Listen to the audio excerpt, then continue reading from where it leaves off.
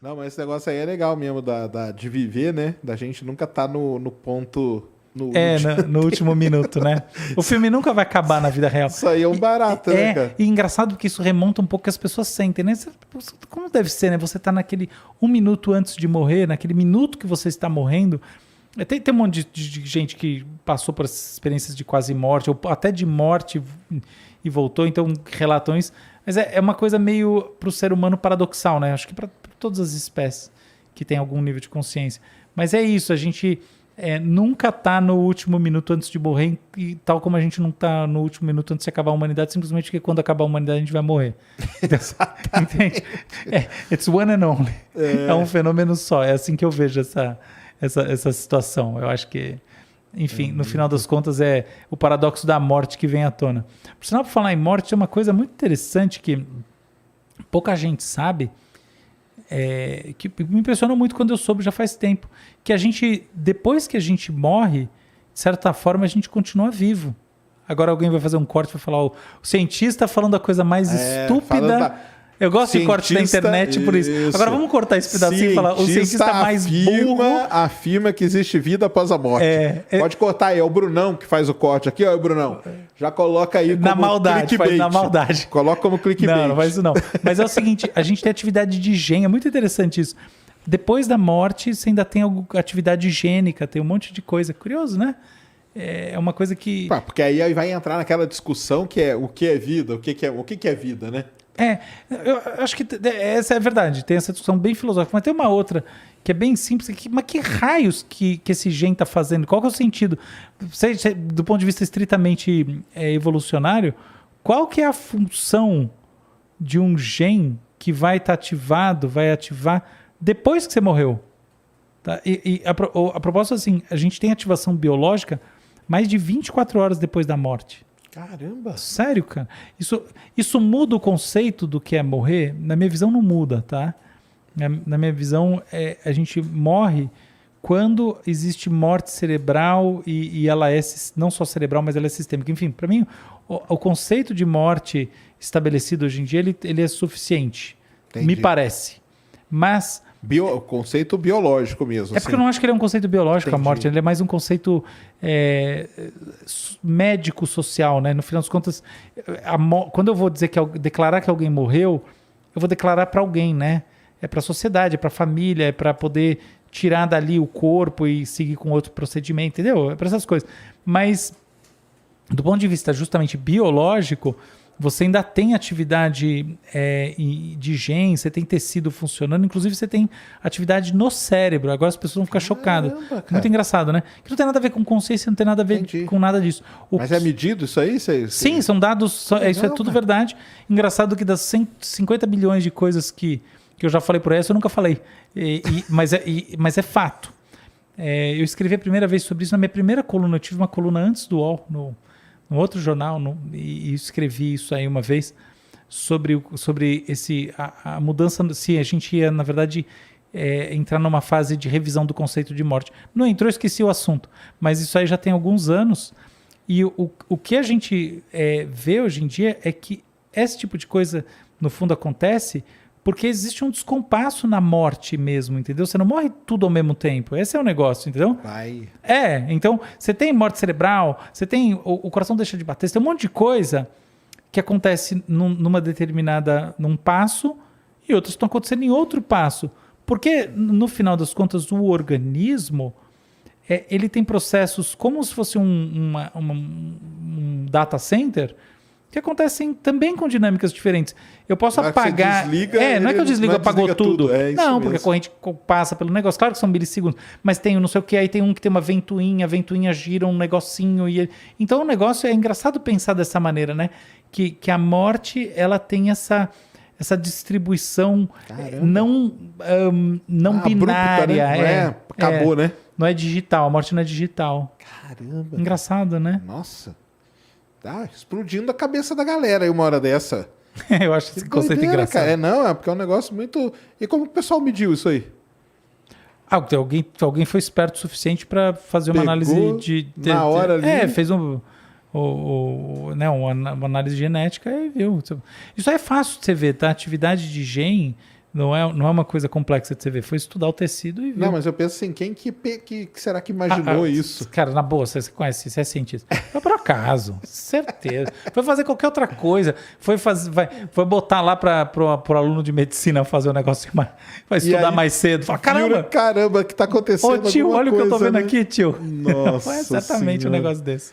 Muito engraçado, né? Engraçado não, mas é engraçado. E isso, se a gente parar pra ver, se conecta com a maneira como a gente nasce, né? Até todas essas discussões, também quero entrar em assuntos polêmicos, eu sei que assuntos polêmicos são uma roubada, mas sobre o que é a vida e também quando não, que é... O que é a vida não é polêmico não, cara. Eu falo assim, o que é a vida é um negócio que até a gente entra naquela discussão, por exemplo, achar vida em outro lugar, mas que tipo de vida? O que é vida? Isso aqui para você é uma bactéria, é vida? Então, e um conjunto de células é vida? Esse é o problema, então, né? Então, se você for ver, é a mesma coisa. Não, eu entendo a parte polêmica que você quer dizer, mas essa aí existe a gente não entra. Existe um corte que ele é muito mais social, médico-social, né? Médico às vezes só social, porque a medicina é mais uma área instrumental da sociedade, muito importante, mas física também, sem física não tinha nada. Enfim, é isso. E o que importa é, a gente tem esse corte que é social, mas no final das contas é um processo que em si ele tem um continuismo, né? E a morte tem essa sua janela continuista também. É claro que são continuismos de duração diferente e não só de duração, de coordenação diferente, né? A morte, né? Pós-morte encefálica, né? O que você tem de resíduo de atividade biológica e molecular é algo que é quase estocástico, né? Quase não é estocástico, mas é isso. Não tem nenhuma função na orquestração do que vai acontecer depois que você morreu, porque não tem nenhum sentido adaptativo, nada disso. Então, eu nunca sofri pressão seletiva, não tem sentido nenhum na prática. Mas tá lá. Do outro lado, no nascimento, tem orquestração, sem dúvida.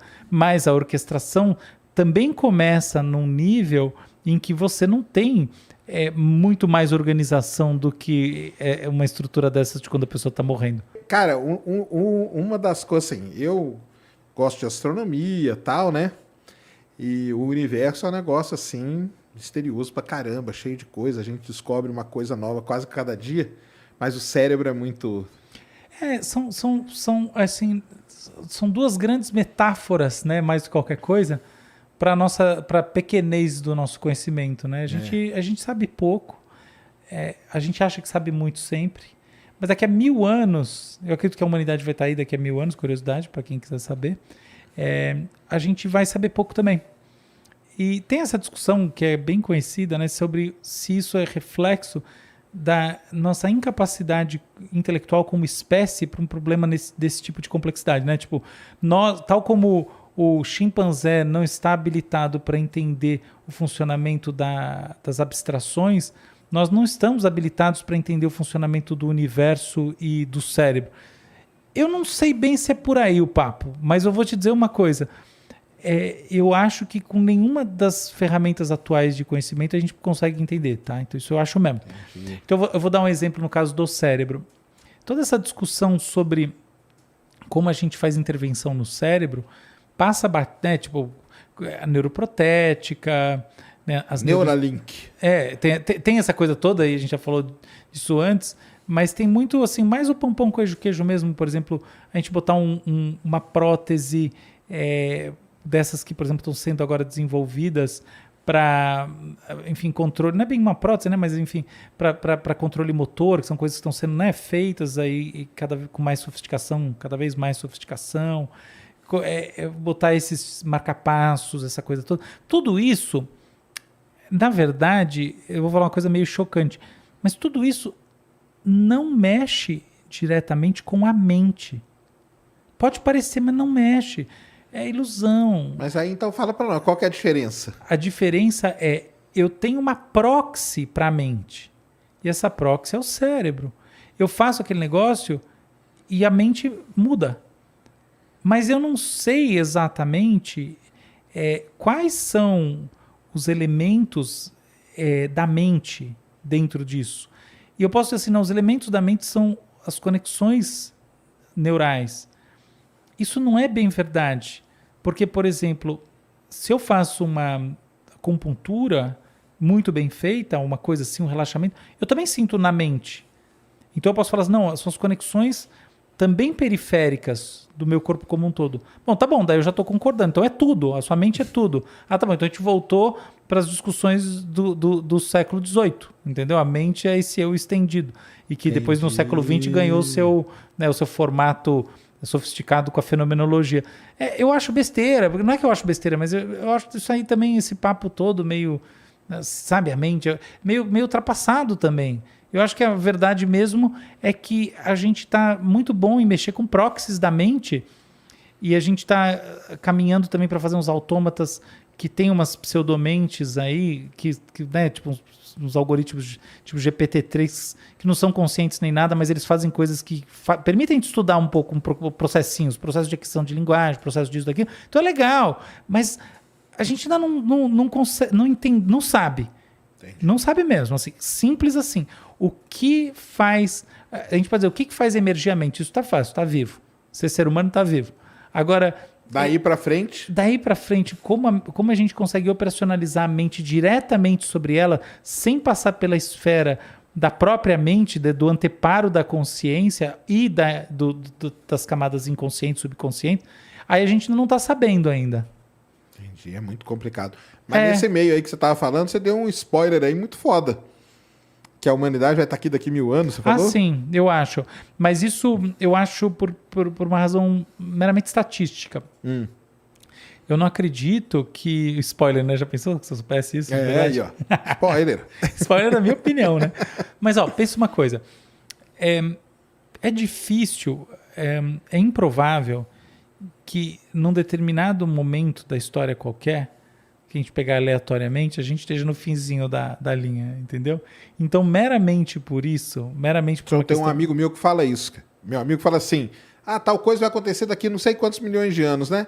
Nós nunca estamos no 999,999. Nós nunca estamos no... Por que nós nunca estamos no dia anterior? É só esse raciocínio que eu estou aplicando. É um raciocínio estatístico básico. Mas para quem mexe pouco com estatística, parece um negócio sofisticado. Não, mas é isso. A probabilidade de estar no último dia é pequena. É isso. É só por isso que eu acho. Agora, é claro...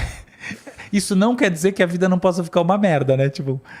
Isso mas aí entra a capacidade do ser humano de se adaptar também, né? Sim. Tudo vai mudando... o clima tá mudando, não sei o quê, o ser humano vai se adaptando, né? Sim. A não ser o meteoro, porque o dia que ele vier... É um abraço. Aí, ombra, 1000 anos nós não temos estimativa. Para 100 a gente tem, nós estamos seguros, mas para 1000 não tem, né? Já começa a incerteza ficar muito grande, entendeu? Então o pessoal não costuma fazer. Mas isso aí é verdade mesmo, nós nunca estamos no dia anterior, né? Só nos filmes, né? Nos filmes os caras sempre estão no dia anterior. É muito legal isso, né? Por isso que os filmes não fazem... Você assistiu Don't Look Up? Assisti. É uma reflexão interessante, né? Você gostou? O que você achou? Fala aí pra nós. Tá, eu gostei. Achei uma diversão pop super legal. Assim, me diverti horrores. E entendo os personagens e tudo mais, tá? Os arquétipos todos, né? Eu vi um monte desses memes que brincam com arquétipos brasileiros, né? Então, quem são os brasileiros? Tá? E eles existem ao redor do mundo. Então, eu achei, assim, puta timing do filme, achei divertidíssimo. Então, resposta, gostei sim. É claro que, até como paródia, o filme poderia ganhar uma camada a mais de profundidade, mesmo como paródia, sendo também, pelo menos no momento final, paródia de si mesmo. Porque, assim, a minha única ressalva é que é óbvio que é uma paródia, mas essa própria paródia, que tem o cientista idealista, tem a mídia escrota, tem, né, o cara que é tipo, parece o Peter Diamandis, essa coisa toda, né? O cientista da mente, né? Isso. Assim, enfim, para mim ele lembrou o Peter Diamandis, tá? Que é aquele cara médico. Que eu até já vi um negócio dele. É o cara que junta, ele tem essa propriedade de juntar costa leste e costa oeste, né? Então ele é Vale do Silício e Harvard, MIT. Ele circula muito bem nessas coisas. É interessante isso. Mas ele é esse cara que tem esse papel, me parece, nos Estados Unidos, de ser o cientista desse tipo, assim, enfim. Tá? É mais do que um Elon Musk e tal. Mas, enfim, não importa. Assim, eu acho que tem essa coisa toda, mas isso também é uma paródia. Isso também é uma coisa reducionista, né? É óbvio que a realidade não é bem assim. Então, o filme talvez pudesse ter tido lá no final um quê de ironia consigo próprio, assim. Ia ser divertido se também tivesse essa metalinguagem. Seria, eu acho que um acréscimo interessante. Mas como diversão, eu achei super legal. É, legal, né? Eu acho que os críticos que o pessoal fez. É porque eu vi com outros olhos também, mas aí. Você viu com olhos de cientista eu vi com aí olhos, você mas- achou, isso aí é a maior bobagem que eu já vi na minha vida. Aí o pessoal ficou meio chateado comigo. Mas não fiquem, não, cara. A gente discorda, mas continuamos.